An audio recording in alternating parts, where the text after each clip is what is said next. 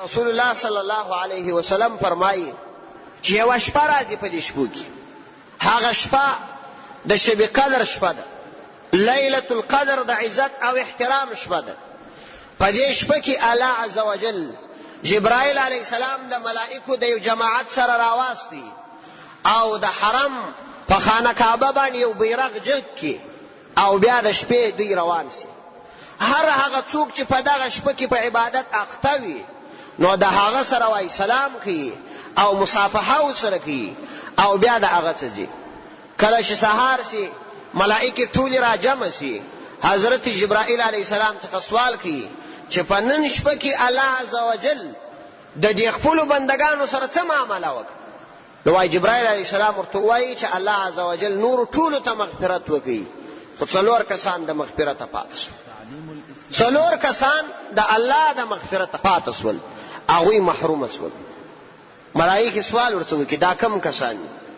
هغه ورته وایي اول د شراب عادي انسان، چې شراب چې شي د شراب عادي یې ځان جوړ کړی وي، دغه انسان دا د الله د رحمت څخه محروم سو، الله ورته مغفرت ورکړي. دوم د مور و پلار نافرمان، چا چې د خپل مور و پلار نافرمانی کړي وي دا انسان. دریم وسیله رحمي قطع کوو، چې د خپلو دوستانو سره وسیله رحمي نه کوي.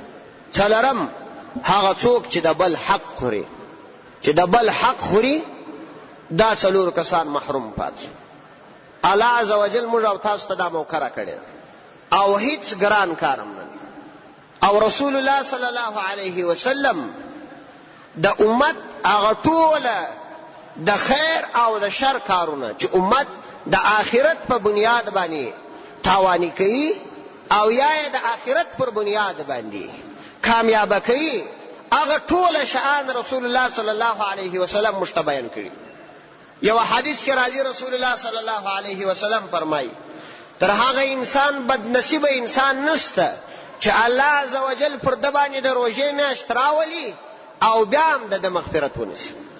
در دې انسان بدنصیبه انسان نشته، دا د الله د رحمت څخه محروم انسان دی چې د روژې په میاشت کې هم د مغفرت ونیسي. في فؤادي وفي مسمعي وفي خاطري أنت والأضلاع، أخي في حناياك يجري هوايا وروحك في الكون تسري معي. أخي ناغم أنت يحلو به فمي ويروق إلى مسمعي. أخي خذ مكانك بين النجوم وقف أنت والشمس في موضعي.